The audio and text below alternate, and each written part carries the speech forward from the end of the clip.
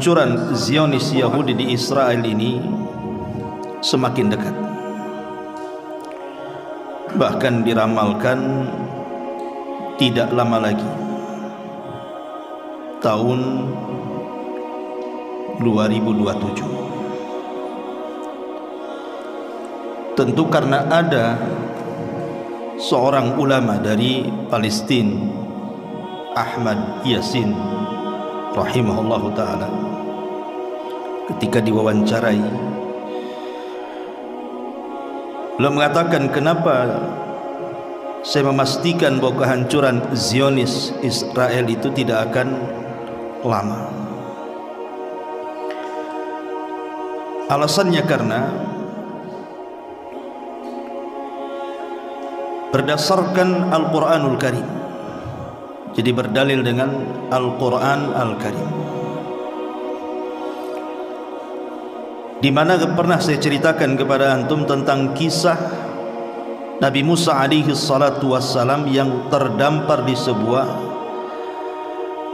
padang pasir. Ketika itu Nabi Musa harus melawan orang-orang Kaldaniun ataupun Kan'aniyun atau penduduk asli Palestina kala itu. Tapi kemudian Bani Israel menolak dan mengatakan perkataan lancang kepada Nabi Musa alaihi salatu wassalam, idhab anta wa rabbuka faqatila innaha huna qaidun. Kalau engkau ingin berperang, silahkan berperang. Kami Bani Israel akan duduk-duduk di sini. Ajak Tuhanmu berdua perang sana. Akhirnya sebab perkataan ini, maka Allah subhanahu wa ta'ala menurunkan azab kepada Bani Israel, tidak bisa keluar dari padang pasir itu. Yang Allah subhanahu wa ta'ala katakan, ya arba'ina sanatan yatihuna fil ardi. Selama 40 tahun mereka seolah-olah linglung hanya berputar-putar di negeri itu saja, sampai wafat Nabi Harun dan juga Musa wafat di situ. Di dalam surat ini, arba'ina sanatan yatihuna fil ardi, 40 tahun mereka berkeliling, tidak bisa keluar dari negeri itu. Muncullah angka 40 di sini. Angka 40 tahun. Ada apa dengan angka 40 tahun? Ada yang mengatakan bahwa, kata beliau Syekh Ahmad Yasin ini, karena kita tahu bahwa Syekh Ahmad Yasin ini juga meninggal di tahun 2004 kalau tidak salah, setelah melaksanakan sholat subuh, kemudian dibom mobilnya dan meninggal. Jadi kalau kita mengurut kenapa kemudian orang-orang Zionis Yahudi itu sampai bertempat di Palestina, minggu-minggu yang lalu sudah saya bahas sedikit bahwa mereka diletakkan oleh orang-orang Inggris di situ, tentu sebagai balas jasa, karena yang mendanai perang kebanyakan ketika itu untuk melawan kerajaan Jerman dan juga Turki Utsmani itu kebanyakan orang-orang Yahudi pendananya. Makanya ketika Perang Dunia Pertama dimenangkan oleh Inggris, maka sebagai balas budi Inggris akhirnya meletakkan orang-orang Yahudi yang tersebar di Eropa, kemudian diberikan tanah dengan dalih sejarah, kemudian diletakkanlah di Palestina yang sekarang menjadi negara Israel. Lebih besar tanahnya dibandingkan orang asli Palestina sendiri. Lah, ada yang mengatakan bahwa, kata beliau, kata Syekh Ahmad Yasin ini, beliau mengatakan bahwa kemarin serangan 7 Oktober ya, yang ma'ruf ya beritanya kan, Hamas yang menyerang pertama, dan itu serangan yang tidak diduga-duga orang Israel. Mereka mengatakan bahwa kalau kita mengurut angka 40 itu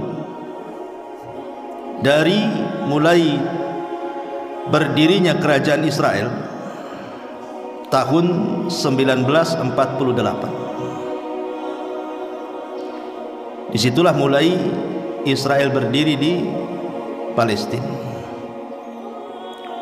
Kemudian sampai 1988 itu puncak kejayaan orang-orang Israel, maksudnya membantai warga-warga Palestina. Nah, di tahun itu berdirilah Hamas katanya, dan sekarang usianya Hamas itu sudah hampir 40 tahun berdirinya Hamas itu. Berarti di sini sudah ada tanda-tanda kehancuran orang-orang Yahudi. Dan tepat di 2027 itu pas di angka 40 tahun. Makanya kemudian beliau, Syekh Ahmad Yasin, mengatakan bahwa sebentar lagi, kemudian beliau mengatakan sekitar 2027, maka dipastikan Zionis itu akan tumbang. Karena biasanya seseorang itu usianya dari usia 1 tahun sampai 40 tahun itu kan lagi kuat-kuatnya. Tetapi kalau sudah di atas 40 tahun itu sudah mulai rapuh orang itu. Artinya Yahudi menuju kerapuhan, sementara pejuang Palestina, dalam hal ini Hamas gitu ya, dan juga orang-orang yang menyokongnya di sana, itu di atas puncak kejayaan karena sudah hampir 40 tahun.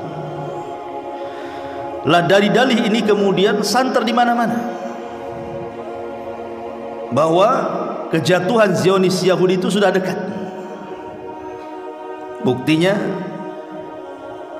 daerah yang tidak punya negara dengan peralatan seadanya bisa memiliki alat-alat canggih dan bisa menyerang negara yang sangat kuat yang didukung oleh Amerika, Inggris, India dan yang lain. Kalau bukan tanda-tanda kemenangan, apa namanya? Itu kemudian menjadi viral hari ini bahwa Zionis Yahudi itu akan runtuh pada waktu yang sesingkat-singkatnya, hitungan tahun ke depan. Tapi bagaimana pandangan kita, pandangan Al-Quran, pandangan para ulama tentang ijtihadnya daripada Syekh Ahmad Yasin ini? Sebagian ulama kontemporer mengatakan bahwa itu kan ijtihadiyah saja. Kalau memang ijtihadiyah benar, alhamdulillah, kita aminkan. Mudah-mudahan dalam waktu dekat Israel tumbang, kemudian Palestina merdeka. Itu harapan kita kaum muslimin di mana-mana. Kalau memang prediksi dia benar kan begitu. Tapi kalau seandainya tidak benar, jangan pula kemudian menyalahkan Al-Quran. Kalau begitu Al-Quran tidak benar, bukan Qurannya yang tidak benar. Kadang-kadang yang mentafsirkannya itu yang salah. Taib, masyarakat muslimin yang dimuliakan Allah Azza wa Jalla, malam ini kita akan fokus kepada surah Isra, karena disinilah rahasia tumbangnya Zionis Yahudi di akhir zaman. Masyarakat muslimin yang dimuliakan Allah Azza wa Jalla, dalam surah Isra ayat 1 sampai ayat 8, Allah Subhanahu wa taala berfirman, Subhanalladzi asra bi 'abdihi lailan minal masjidil harami ilal masjidil aqsa alladzi barakna haulahu linuriyahu min ayatina innahu huwas samiul basir. Maha suci Allah yang telah memperjalankan hambanya, maksudnya Nabi SAW, pada malam hari dari Masjidil Haram ke Masjidil Aqsa yang telah kami berkahi sekelilingnya, agar kami memperlihatkan kepadanya sebagai tanda-tanda kebesaran kami, dan sesungguhnya Dia Maha mendengar lagi Maha melihat. Ayat ini juga sebagai dalil tentang kesucian Aqsa, bahwa Aqsa itu milik kaum muslimin. Karena Nabi SAW pernah menjadikan kiblat 3 tahun di Mekah dan 16 bulan di Madinah. Artinya Baitul Maqdis pernah menjadi kiblat Nabi SAW dan kiblat kaum muslimin selama 3 tahun 16 bulan. Baru kemudian kiblat dialihkan. Dan dari Aqsa ini pula kemudian Nabi SAW dihibur oleh Allah Subhanahu wa taala. Karena saat Nabi SAW sudah tidak bisa berdakwah di kota Makkah, kemudian berdakwah di Taif pun diusir, sehingga pergerakan dakwah Nabi SAW dipersulit. Kemudian rasanya sempit dada Rasul, apalagi sepeninggal Abu Talib dan istrinya Khadijah. Tahun itu menjadi amul hazni, tahun kesedihan Nabi. Maka untuk menghibur Nabi SAW, Allah Subhanahu wa taala buat peristiwa sejarah besar yang kita yakini dengan peristiwa Isra dan Mi'raj, di mana Masjidil Aqsa sebagai akhir perjalanan Isra dan awal dari perjalanan Mi'raj dan akhir dari perjalanan Mi'raj. Bahkan Nabi SAW pernah solat di situ, bahkan mengimami lagi seluruh para nabi di belakangnya, seolah-olah para nabi ini hendak menitipkan dan mewariskan Masjidil Aqsa kepada Nabi SAW sebagai akhirul anbiya wal mursalin, pemimpinnya para nabi dan rasul.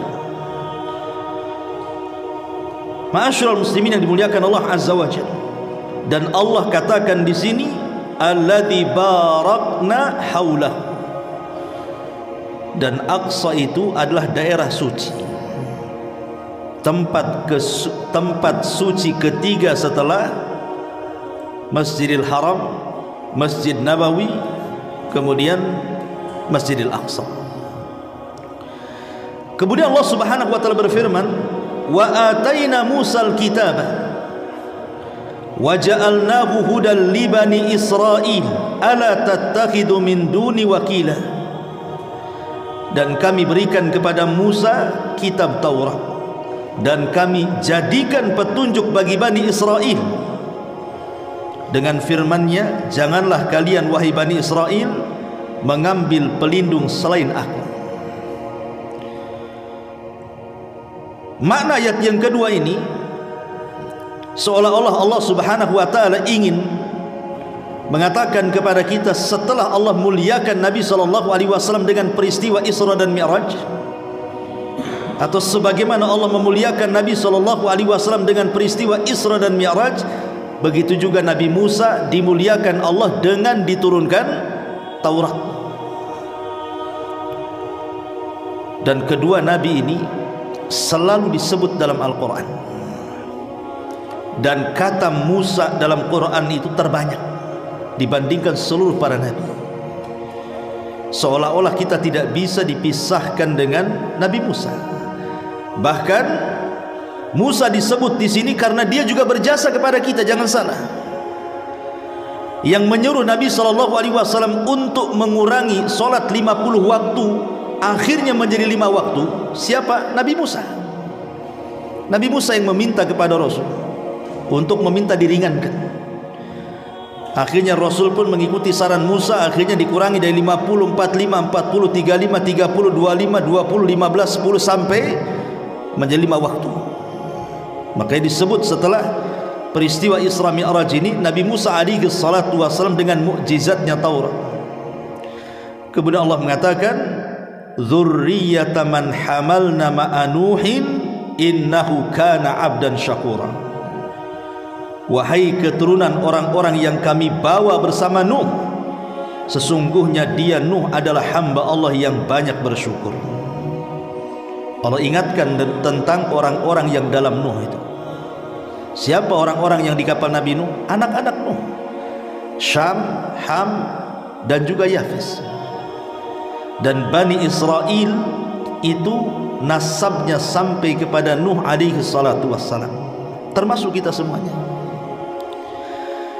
Baru setelah Allah Subhanahu wa taala menyebutkan itu semuanya di sini, baru dimulai pembahasan kita. Allah mengatakan, wa qadayna ila bani Israil fil kitabi la tufsidunna fil ardi marrataini wa la ta'luwanna uluwan kabira fa idza jaa wa'du ulahuma ba'athna 'alaikum ibadan lana uli ba'sin syadid fajasu khilalad diyar wa kana wa'dan maf'ula. Dan kami telah tetapkan. Ada yang mengatakan kalimat qadaina itu maksudnya kami telah takdirkan di Lauhil Mahfuz.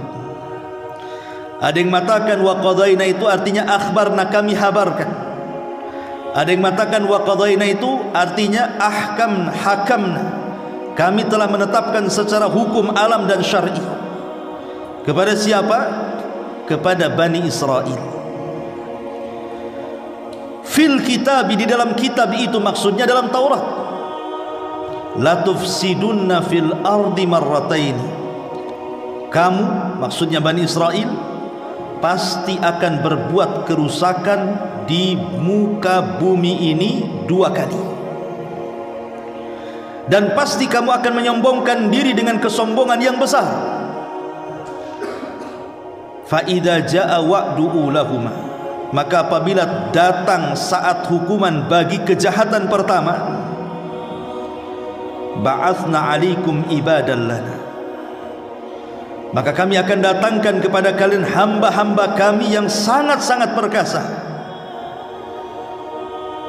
Kemudian fajasu khilalad diyar, lalu mereka merajalela, membakar-bakar, mengepung-ngepung, bahkan membunuh.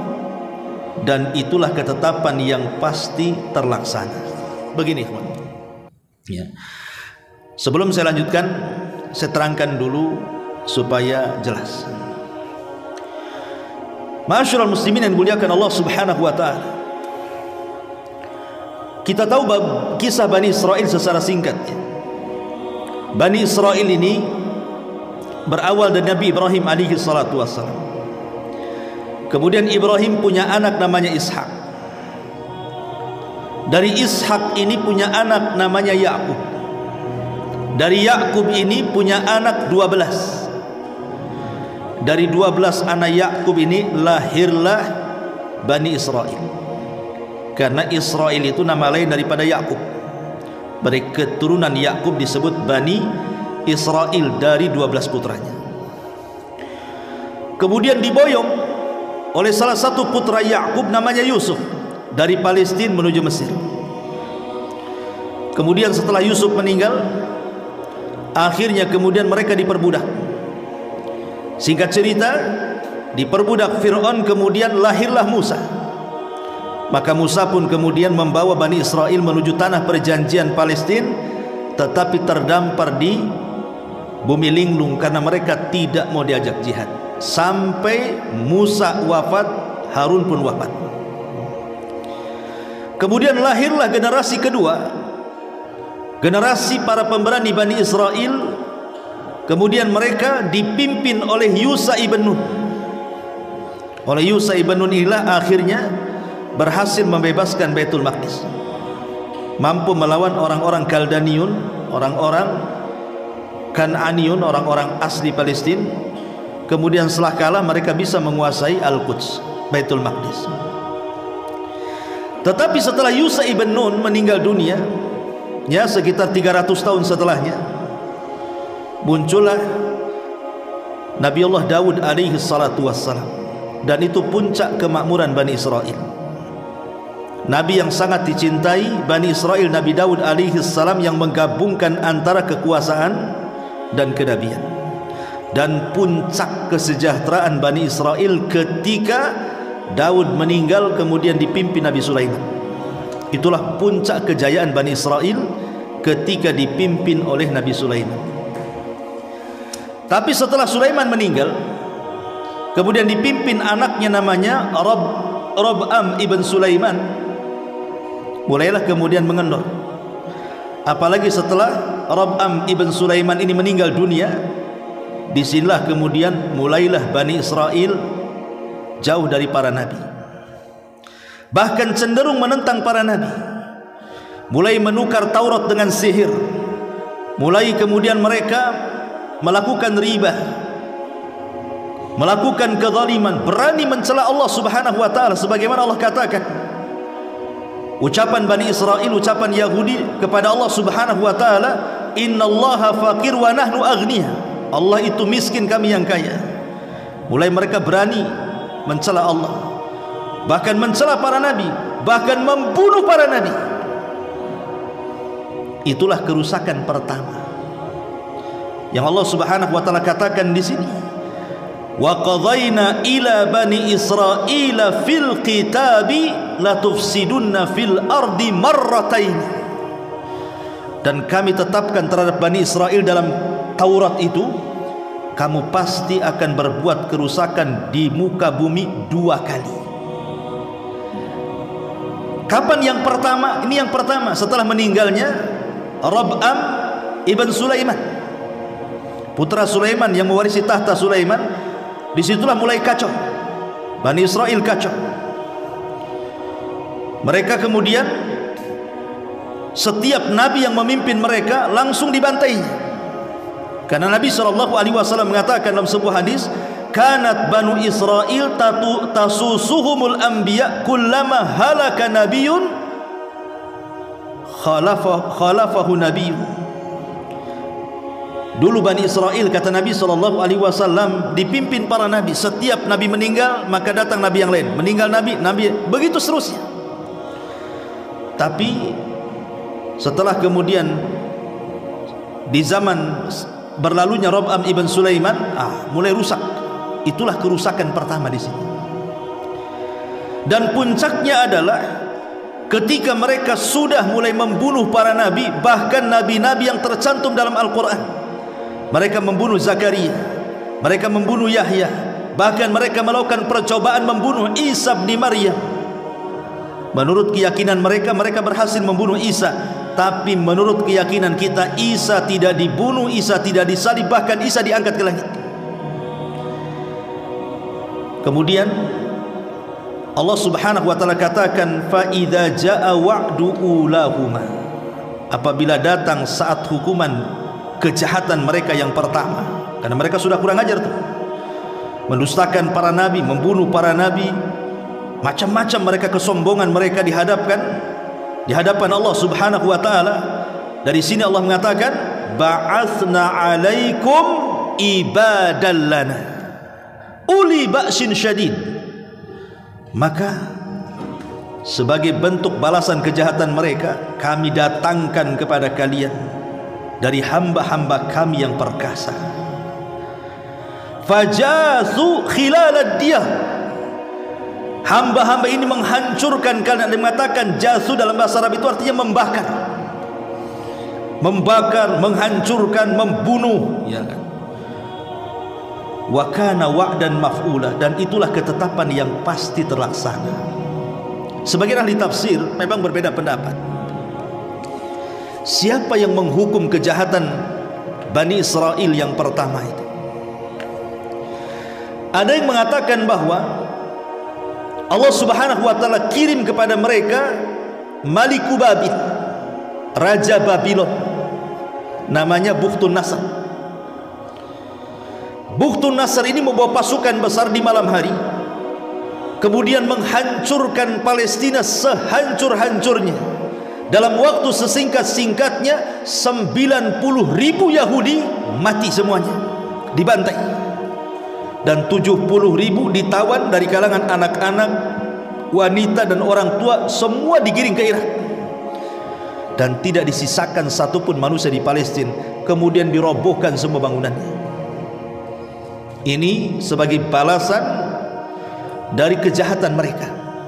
Allah kirim raja yang jauh lebih zalim, lebih jahat dibandingkan mereka.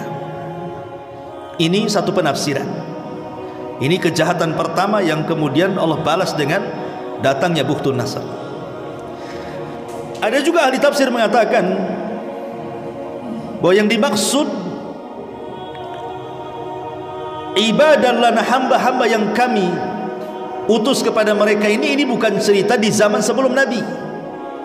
Jadi bukan cerita Yahudi di zaman sebelum Nabi, tapi ayat ini turun bicara soal Yahudi di zaman Nabi. Ketika orang-orang Yahudi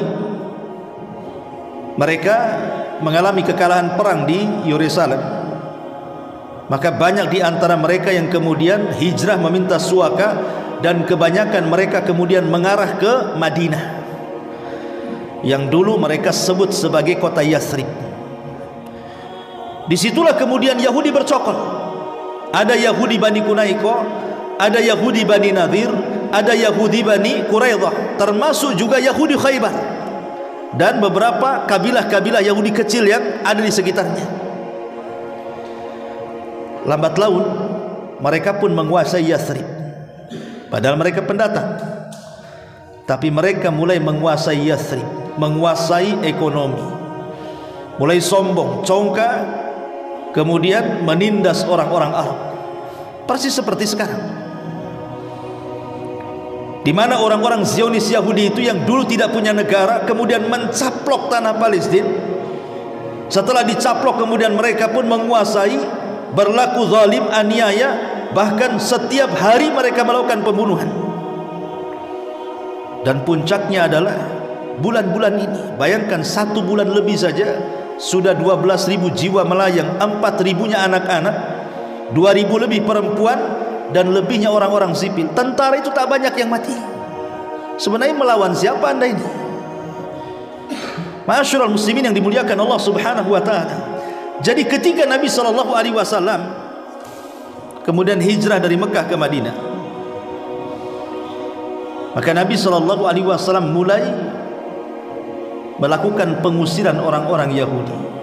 Bukan kita yang mengusir, salah mereka sendiri.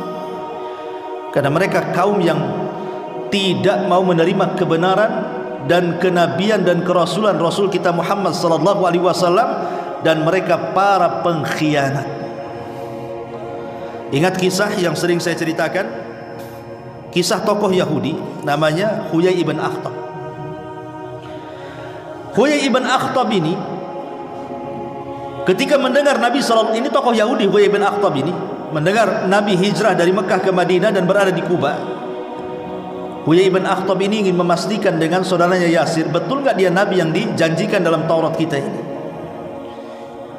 Dari pagi sampai siang sampai sore mengintai. Rupanya setelah dicermati betul ciri-ciri yang ada pada Nabi kita Muhammad SAW, semua ada dalam Taurat. Sehingga Yasir mengatakan kepada Huyai ibn Akhtab, ya Huyai, huwa, apa dia memang orangnya? Kata Huyai, iya dia. Dia mengakui. Kemudian kata Yasir, apakah kita perlu mengikuti agamanya? Dia mengatakan tidak.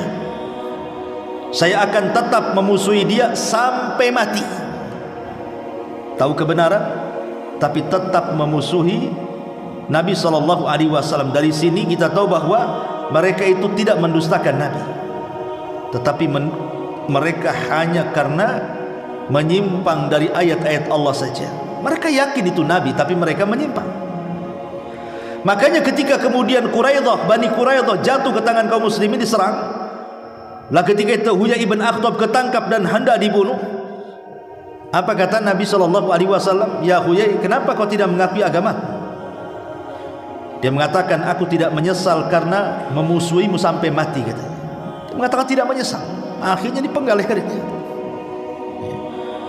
Tapi dari sini kita tahu bahwa Nabi SAW akhirnya kemudian setelah pengkhianatan Bani Quraidah, kemudian juga Bani Quraidah, kemudian juga Bani Nadir, terakhir di Khaybar, maka Nabi SAW berhasil mengusir orang-orang ini keluarkan dari kota Madinah. Sebagiannya dihukum, sebagian diusir.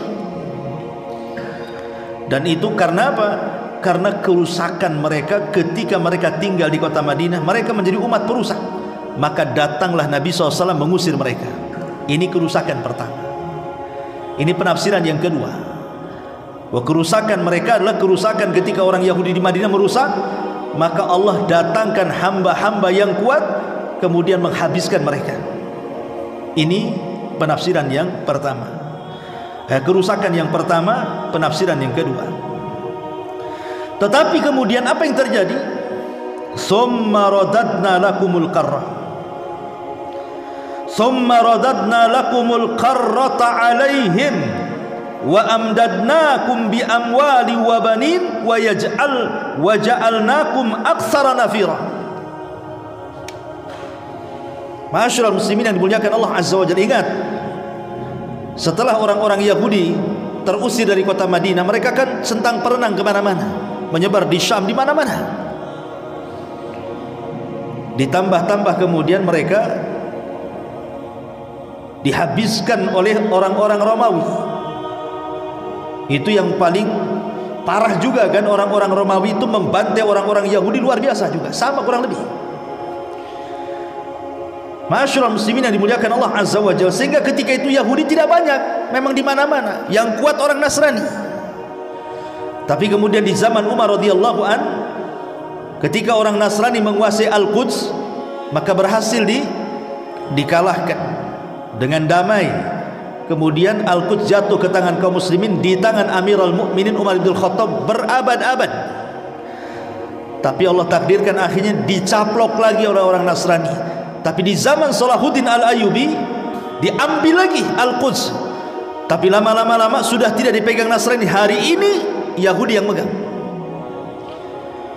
Lalu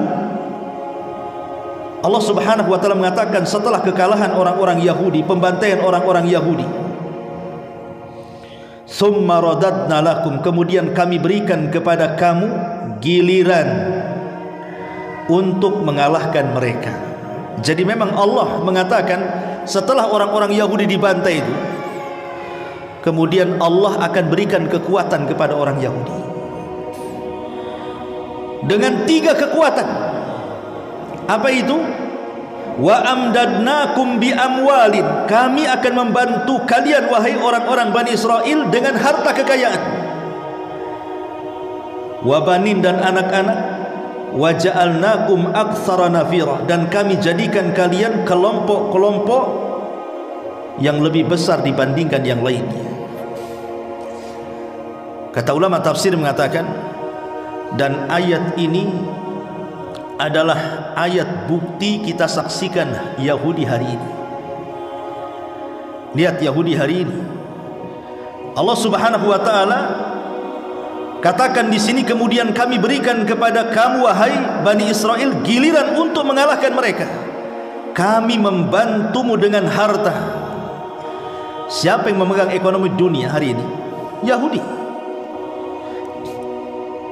Kemudian juga wabanin, dan juga anak-anak, tentara-tentara. Lihat sekarang pasukan Yahudi ini kalau minta senjata ke Amerika, ke Inggris, bukan hitungan bulan, hitungan hari dah datang senjatanya. Bisa dipersenjatai, pasukannya banyak. Bahkan waja'alnakum aktsara nafira, dan kami jadikan kamu kelompok yang sangat besar. Sebenarnya tidak besar, tapi sokongannya kan dari negara-negara besar kan. Coba yang nyokong Israel itu siapa? Amerika. Ini negara pemilik nuklir semuanya yang menyokong Israel ini. Amerika, Inggris, India, Perancis, ini kan semua negara-negara yang punya nuklir itu, yang bukan sedikit nuklirnya, punya senjata-senjata canggih kan. Persis seperti Allah katakan di sini, di mana Allah Subhanahu wa taala katakan wa ja'alnakum aktsara nafira, dan kami jadikan kamu kelompok-kelompok yang besar, besar segalanya, menguasai media. Siapa yang menguasai media? Yahudi. Yahudi menguasai media. Makanya karena dia menguasai media, dia bisa mengotak-atik sejarah bahwa negeri Palestina itu negeri mereka, padahal orang-orang Nasrani sejak dulu juga membantah. Ma'asyiral muslimin, bahkan sebagian Yahudi pun membantah. Kan yang tinggal di Israel itu kan hanya 50% saja Yahudi itu. 50%-nya kan tersebar di mana-mana tuh. Sebagian mereka ada yang tidak setuju tinggal di Palestina, orang Yahudinya sendiri gitu ya, yang tahu sejarah, yang maksudnya sejarah yang benar ya. Tetapi memang cerdasnya Yahudi, mereka mulai kemudian berusaha dengan media yang mereka miliki, dan orang-orang yang tidak paham sejarah akhirnya termakan. Oh, betul juga itu tanahnya mereka, karena jahilnya sejarah kan begitu. Ma'asyiral muslimin yang dimuliakan Allah Subhanahu wa taala, maka Allah katakan ayat selanjutnya, in ahsantum li anfusikum.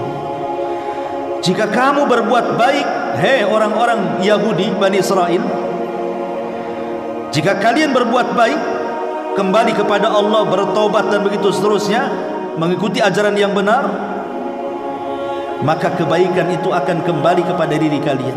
Boleh jadi kenikmatan yang Allah anugerahkan itu akan dilanggengkan, berupa banyaknya harta, banyaknya anak-anak, banyaknya penyokong gitu.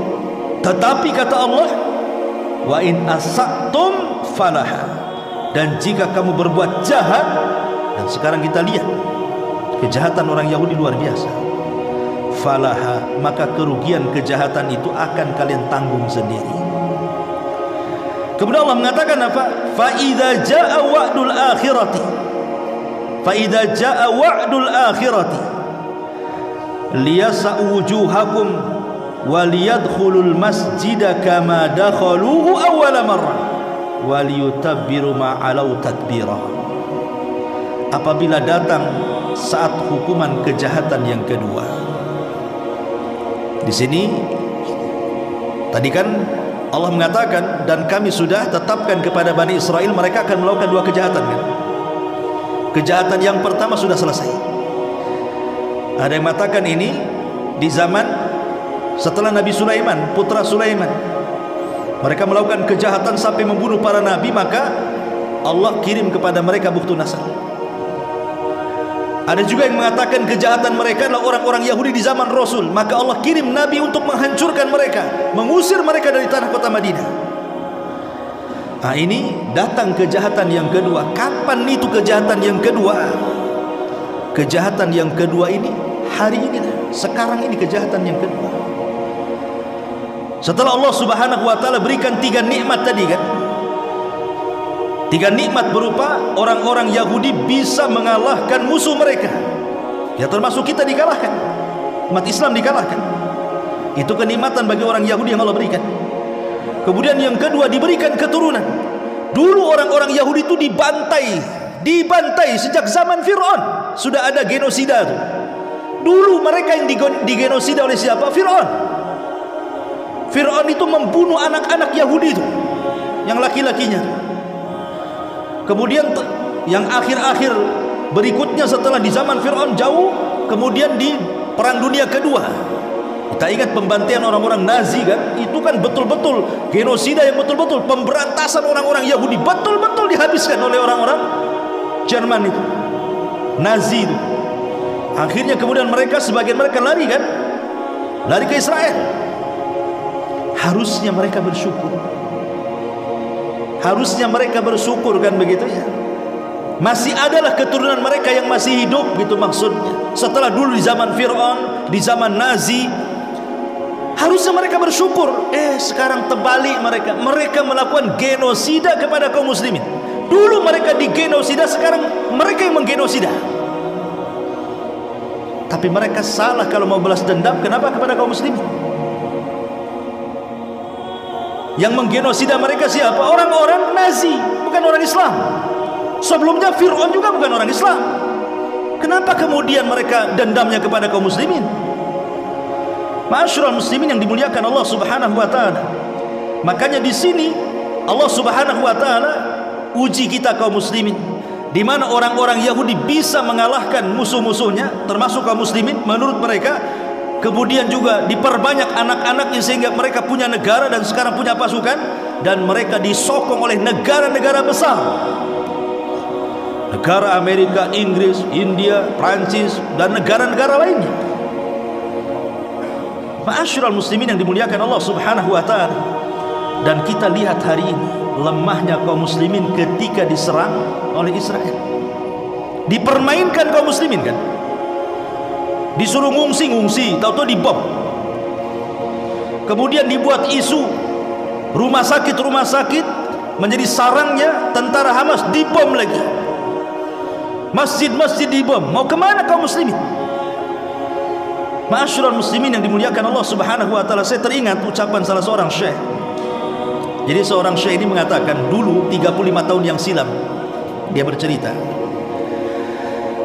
Jadi ada seorang komandan perang Yahudi Israel itu jalan-jalan ke salah satu madrasah kaum muslimin yang ada di Palestina. Orang-orang Palestina sejak dulu itu terbiasa mereka bangun subuh seanak-anaknya. Itulah hebatnya tarbiyah orang-orang Palestina. Udah kecil-kecil saja mereka dibangunkan dan harus sholat ke masjid.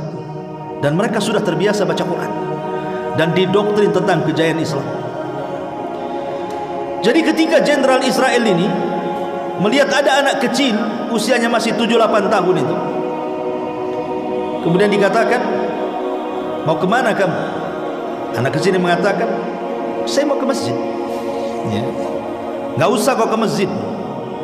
Akhirnya tiba-tiba anak kecil ini mengatakan, jangan halangi aku ke masjid. Demi Allah, Nabi kami menghabarkan bahwa kalian kelak akan binasa di tangan kami, katanya. Anak kecil ngomong begitu. Anak kecil belum balik ngomong begitu. Nabi kami menghabarkan kepada kami bahwa kami akan menghabisi kalian, katanya. Kata jenderal ini mengatakan, sebelum kalian habisi kami, kami yang akan habisi kalian sehabis-habisnya. Makanya terjadi genosida di sini. Ketakutan mereka. Karena banyak itu yang dihabarkan Nabi Shallallahu Alaihi Wasallam yang merupakan keyakinan orang-orang Yahudi sendiri. Mereka berusaha untuk menghindar. Contoh umpamanya, ketika Nabi Shallallahu Alaihi Wasallam menceritakan tentang pohon Gorqah, bahwa nanti di akhir zaman orang-orang Yahudi itu tidak bisa bersembunyi hatta di balik batu, karena batu akan bicara. Hei muslim, ini di balik batu ada Yahudi, bunuh dia. Semua benda-benda akan bicara dan memberitahu Yahudi di mana, kecuali pohon Gorqah. Sekarang kita lihat di Israel, pohon yang paling banyak ditanam apa? Gorqah. Gila-gilaan mereka menanam pohon Gorqah sampai hari ini. Ditanam di pinggir-pinggir jalan, di hutan-hutan semuanya. Bocor hadis ini sama mereka. Ya. Tapi lihat mereka yakin. Artinya kan mereka yakin dengan penghabaran Nabi Shallallahu Alaihi Wasallam. Karena boleh jadi mungkin sudah terdapat juga dalam Taurat mereka. Cuman karena sebagian Taurat mereka sudah dihapuskan, dijadikan Talmud. Dan Talmud ini kitab yang sangat-sangat memusuhi di luar Yahudi. Itulah kenapa orang-orang Yahudi bengisnya kepada orang-orang di luar Yahudi itu, karena kitab Taurat sudah diganti dengan Talmud. Dan isi Talmud itu isinya kebencian dari awal sampai akhir. Mereka merendahkan setiap umat selain Yahudi, mau Islamnya mau Nasraninya. Dan dalam kitab itu mereka merasa bahwa mereka anak-anak Allah, mereka orang-orang pilihan Allah, yang lain itu hina, rendah. Makanya Allah bantah dalam Al-Quran, Qul falima yu'adzibukum bidzunubikum. Kalau kalian anak-anak pilihan, kenapa Allah azab kalian? Kenapa Allah azab kalian? Sejak zaman Bani Israel Allah azab kalian. Sebagian kalian dikutuk jadi kera dan babi, sebagian kalian diturunkan taun, sebagian kalian disambar halilintar, kemudian juga kalian dihabiskan oleh Bukhtun Nasr, dihabiskan oleh Nasrani, terakhir oleh Nazi, dan begitu seterusnya. Lah kalau anak-anak pilihan kenapa terusir ke sana kemari? Kalian bukan anak-anak pilihan. Ma'asyiral muslimin yang dimuliakan Allah Azza wa Jalla.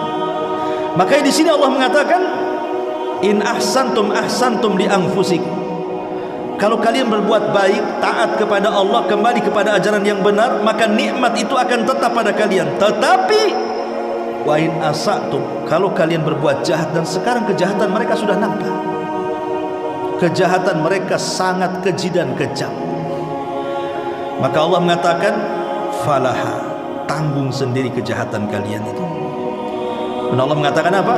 Fa idza jaa wa'dul akhirati,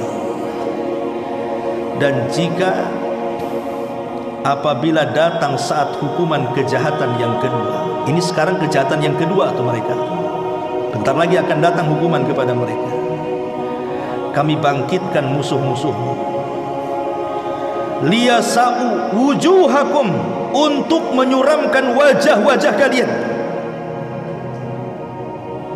Lalu mereka waliyadkhulul masjida kama dakhaluhu, mereka akan masuk ke dalam Masjidil Aqsa sebagaimana ketika mereka memasukinya pertama kali, dan mereka membinasakan apa saja yang mereka kuasai. Jadi sini Allah Subhanahu wa taala menjanjikan apabila kaum kera dan babi ini, orang-orang Yahudi laknat ini, mereka sudah mulai melakukan kerusakan, dan kerusakan itu terus mereka lakukan sampai hari ini, puncaknya hari ini. Hampir 1 bulan lebih pembantaian itu. Maka akan didatangkan musuh-musuh orang Yahudi. Siapa musuh-musuh orang Yahudi? Ya bisa saja kaum muslimin, bisa saja orang-orang Nasrani kan begitu, atau musuh-musuh yang lainnya. Ya. Tetapi sebagian para mengatakan maksudnya di sini adalah kaum muslimin. Jadi kelak kaum muslimin akan kembali merebut Masjidil Aqsa, dan mereka akan masuk ke Masjidil Aqsa itu sebagaimana dulu di zaman Umar ibn Khattab radhiyallahu an masuk ke Masjidil Aqsa tanpa ada rasa takut. Kalau sekarang masuk Masjidil Aqsa nggak bisa, karena semua di bawah otoritas Israel. Masjidil Aqsa bayar aja ya uangnya untuk Israel lah, belum lagi keamanannya, kadang-kadang main tembak saja ya. Orang ketakutan masuk Masjidil Aqsa. Tapi nanti Allah sudah janjikan ini, nanti orang-orang Yahudi Zionis itu akan dibinasakan oleh musuh mereka, maksudnya kaum muslimin, dan kaum muslimin akan bisa merebut Masjidil Aqsa. Jadi intinya bahwa kaum muslimin akan kembali merebut Baitul Maqdis dan akan mengalahkan Zionis Yahudi. Subhanallah, Allah memberikan tabiat yang terakhir. Ini tabiatnya orang Yahudi. Waliyutabbiru ma'alau tadbir, dan mereka membinasakan apa saja yang mereka kuasai. Ingat orang Yahudi, kalau mereka sudah ada tanda-tanda kekalahan, maka mereka akan menghancurkan rumah-rumah mereka. Mereka akan menghancurkan rumah-rumah mereka sendiri, akan menghilangkan semua harta mereka sendiri, supaya jangan ada yang diserahkan secuil pun kepada musuh-musuhnya. Itu pelitnya orang Yahudi. Jadi kalau sudah nampak mau kalah nih, mereka akan hancurkan rumahnya.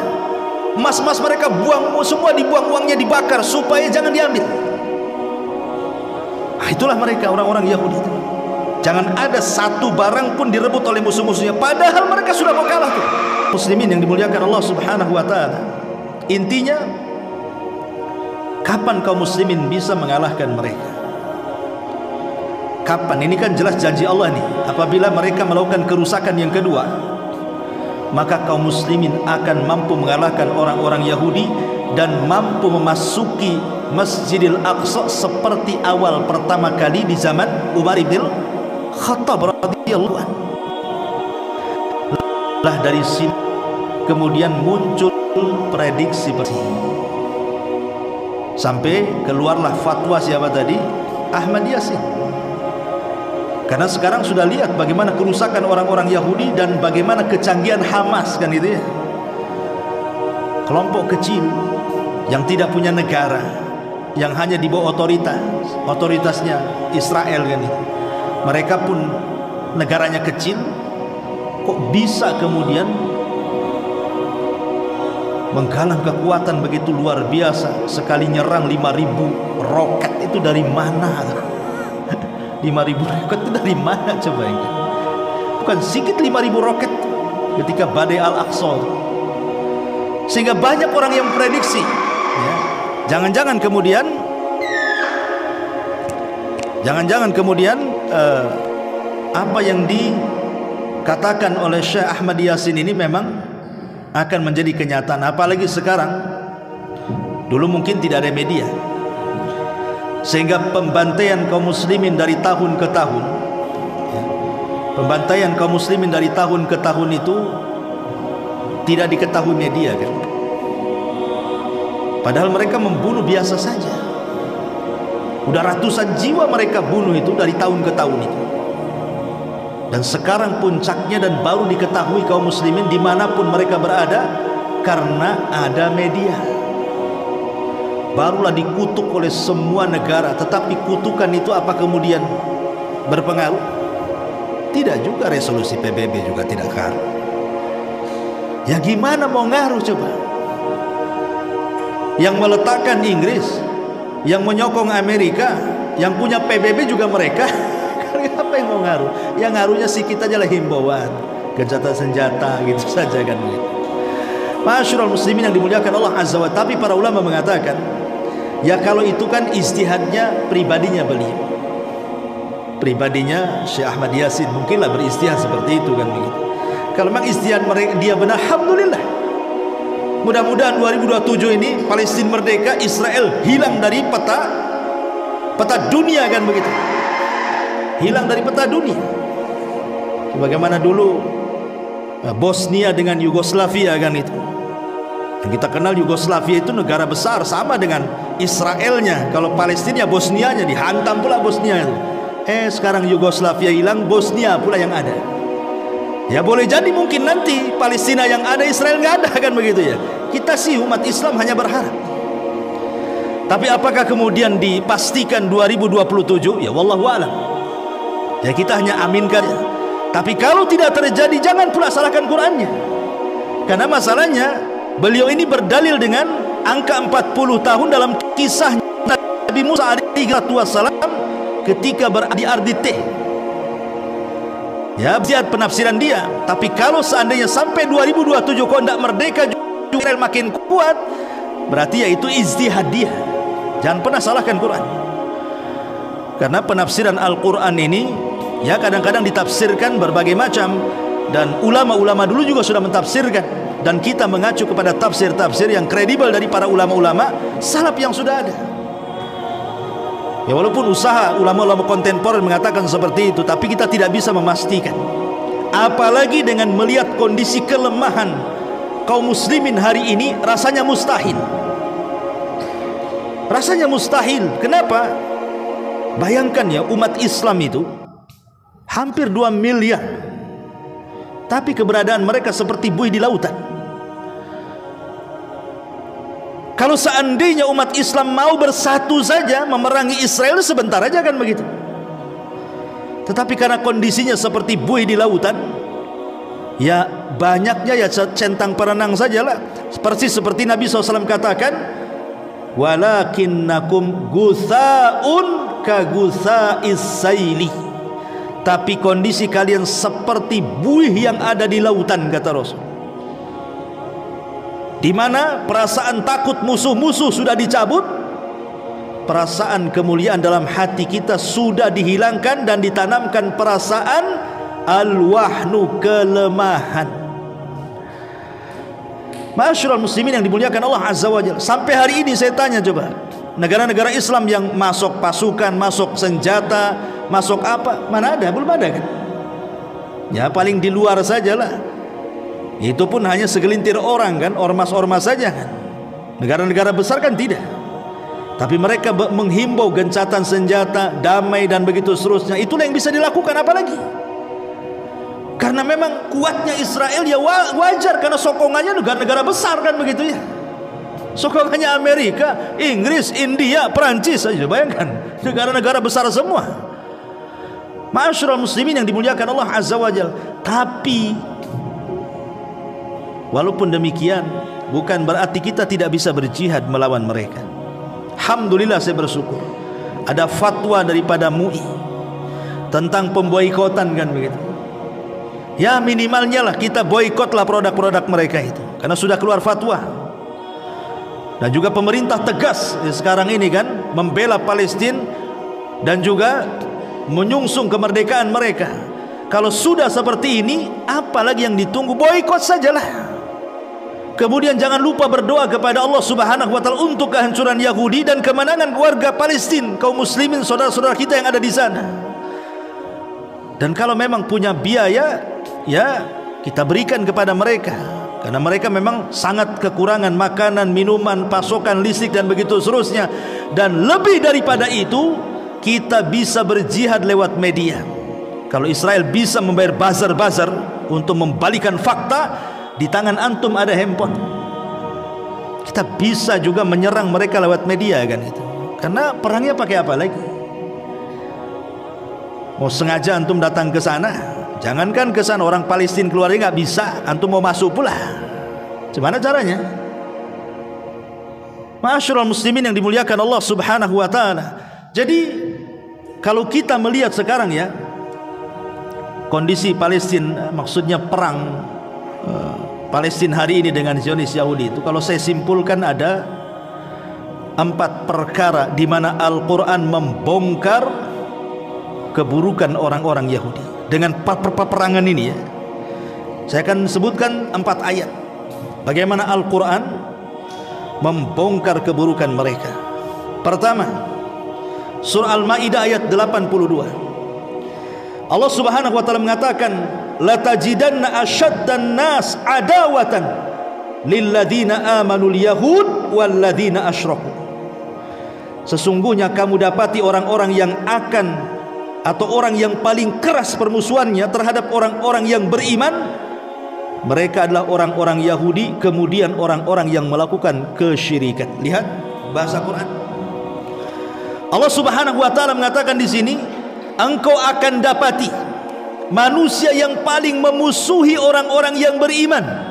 Siapa mereka? Nomor 1 Yahudi itu. Para penyembah berhala saja dinomorduakan. Orang-orang yang menyembah berhala, menyembah batu, menyembah patung, menyembah pohon itu tidak sedahsyat permusuhannya orang-orang Yahudi kepada kita kaum muslimin. Dan hari ini terbongkar bagaimana mereka memusuhi orang yang beriman itu luar biasa bencinya orang-orang Yahudi kepada kaum muslimin. Dengan adanya perang ini, lihat bagaimana kebencian orang Yahudi kepada kita tanpa pandang bulu. Semua main bom. Saking bencinya mereka, udah nggak ada perasaan rahmat lagi, nggak ada perasaan rahmat itu. Yang kedua, surah Al-Imran ayat 21 Allah mengatakan, innal ladzina yakfuruna bi ayatillah wa yaqtuluna an-nabiyina bighairi haqq wa yaqtuluna alladzina ya'muruna bil qisti minan nas fabashshirhum bi'adzabin alim. Sesungguhnya orang-orang yang mengingkari ayat-ayat Allah dan membunuh para nabi tanpa alasan yang benar, serta membunuh orang-orang yang menyuruh manusia berbuat adil. Lihat sekarang siapa yang mereka bunuh. Dulu mereka membunuh para nabi, sekarang mereka membunuh para ulama, orang-orang baik, orang-orang yang sedang sholat di masjid mereka bom, bahkan anak-anak yang tidak berdosa, wanita-wanita, bahkan orang-orang tua yang tidak sanggup mengangkat senjata. Mereka sudah tidak ada aturan perang, tapi kaum muslimin ada aturan perang. Tidak boleh membunuh anak-anak, tidak boleh membunuh wanita, tidak boleh membunuh orang tua, bahkan padri-padri, rahib-rahib, pendeta-pendeta di gereja tidak boleh dibunuh. Itu dalam Islam. Tapi mereka tidak ya. Dan ini lihat faktanya hari ini. Kemudian yang ketiga, surah Al-Anfal ayat 73. Allah mengatakan walladzina kafaru ba'duhum awliya'u ba'din. Dan orang-orang kafir sebagian mereka akan menjadi pelindung bagi yang lainnya. Lihat, Amerika dengan Yahudi beda agama, tapi sama-sama kafir. Maka orang kafir melindungi kafir yang lainnya. Amerika kan kebanyakan Nasrani. Kalau Israel jelas-jelas Yahudi kan. Kenapa Nasrani membantu Yahudi? Karena Allah yang mengatakan bahwa orang-orang yang adapun orang-orang kafir sebagian mereka pasti akan menyokong sebagian yang lain. Karena dalam Islam al-kufru millatun wahid, kekafiran itu satu agama. Walaupun demikian sabuhum jami'an wa qulubuhum syatta. Kau lihat mereka bersatu, hakikatnya mereka berperang karena mereka bersatu itu semua ada kepentingan di baliknya. Dan yang keempat, yang terakhir, Allah mengatakan dalam surah Al-Baqarah 96, wala tajidannahum ahrasan nasi ala hayatin wa minal ladzina asyraku yawaddu ahaduhum law yu'ammaru alfa sanatin wa ma huwa bimuzahzihi minal adzabi an yu'ammar wallahu basirum bima ya'malun. Dan sungguh engkau wahai Muhammad akan mendapati mereka orang-orang Yahudi, manusia paling tamak akan kehidupan dunia, bahkan lebih tamak dibandingkan orang-orang musyrik. Masing-masing dari mereka ingin berumur 1000 tahun, padahal umur panjang itu tidak akan menjauhkan mereka dari azab, dan Allah Maha melihat apa yang mereka kerjakan. Yahudi itu paling tamak kepada dunia, sebab itu mereka orang yang paling pengecut. Lihat hari ini tentara-tentara Yahudi yang diberitakan itu, sampai stres tentaranya itu, sampai minum pil. Bahkan ada orang Yahudi itu sampai nggak mau perang lagi, sampai resign dia dari kesatuannya, karena menghadapi kaum muslimin yang mereka para pemberani, berani mati. Mereka istilahkan melawan barbar gitu ya. Bukan, kita bukan barbar. Memang kita ini kalau sudah di hadapan kita musuh, maka ada istilah mut syahidan, matilah dalam kondisi syahid. Apalagi jihad bagi mereka itu wajib, karena diserang. Jihad bagi orang-orang Palestina itu sudah wajib, wajib ain, bukan wajib kifayah lagi, wajib ain. Dan mereka mendapatkan keutamaan ribat, ikhwan. Apa itu ribat? Ribat itu mereka berada di perbatasan perang, dan mereka selama hidup mereka sampai hari ini mereka senantiasa di perbatasan. Kenapa di perbatasan? Mau keluar dari mana orang-orang Palestina itu? Mereka di penjara besar yang sewaktu-waktu bisa dibom, bisa ditembak, bisa dibunuh. Maka mereka itu berada di ribat. Selamanya mereka di ribat. Maka mereka akan dapat keutamaan ribat itu. Ma'asyiral muslimin yang dimuliakan Allah Azza wa Jalla, lihat, mereka pemberani luar biasa. Tapi orang-orang Israel memang para pengecut. Yahudi itu pengecut. Beraninya kepada anak-anak, beraninya kepada perempuan, beraninya kepada orang-orang tua yang tidak mengangkat senjata, beraninya lewat atas main bom saja. Makanya betul kata Al-Quran di sini kan, Allah mengatakan, dan sungguh engkau Muhammad akan mendapati orang-orang Yahudi, manusia yang paling tamak kepada dunia, takut mati. Itu hakikat mereka sebenarnya. Dan itu kita lihat dari peristiwa perang hari ini Gaza melawan Zionis Yahudi itu. Inilah 4 fakta yang kita saksikan, yang kita ambil dalam Al-Quran, surah Al-Ma'idah 82, surah Al-Imran 21, Al-Anfal 73, dan Al-Baqarah 96. Wallahu a'lam bishawab. Sampai di sini, subhanallah wa bihamdika, asyhadu an la ilaha illa anta, astaghfiruka wa atubu ilaik. Allahu